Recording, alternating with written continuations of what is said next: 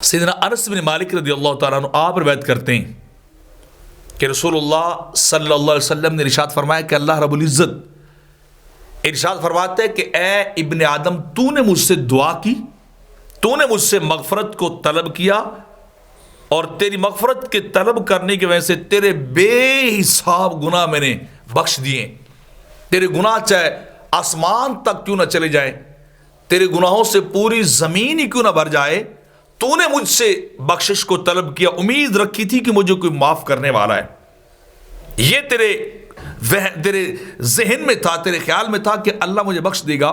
تو نے میرے بارے امید رکھی، جہاں میں نے تیرے سارے گناہوں کو بخش دیا ہے۔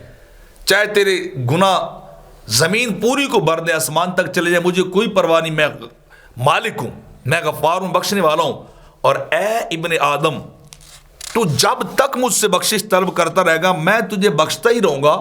اور مجھے کسی کی کوئی پرواہ نہیں، نہ مجھے کوئی روک سکتا ہے، نہ میری رحمت کو کوئی روک سکتا ہے۔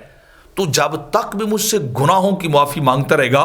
میں تجھے ہر بار 100 بار 1000 بار جتنی بار بھی معافی طلب کرے گا میں تجھے بخشتا رہوں گا۔ تیرے گناہ چاہے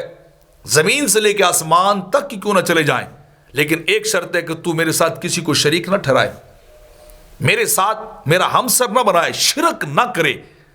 تو تیرے گناہ جتنے بھی ہوں گے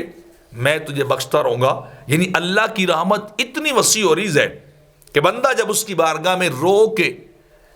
اس کو مناتا ہے، اپنے گناہوں کی معافی مانگتا ہے، ندامت کے آنسو بہاتا ہے، تو رب کائنات بتانا چاہتا ہے گناہ جتنے بھی کیوں نہ ہو جائیں، غلط کاریں جتنی بھی کیوں نہ ہو جائیں، بس ایک شرک نہ ہو، پھر جو گناہ بھی لے کے آئے گا اللہ کی رحمت ان گناہوں پہ جو ہے وہ پانی پھیرتی جائے گی، اللہ اسے بخشتا جائے گا۔ بس اللہ سے یقین کے ساتھ، صدق کے ساتھ، اخلاص کے ساتھ انسان گناہوں کی معافی کو مانگنے والا ہو۔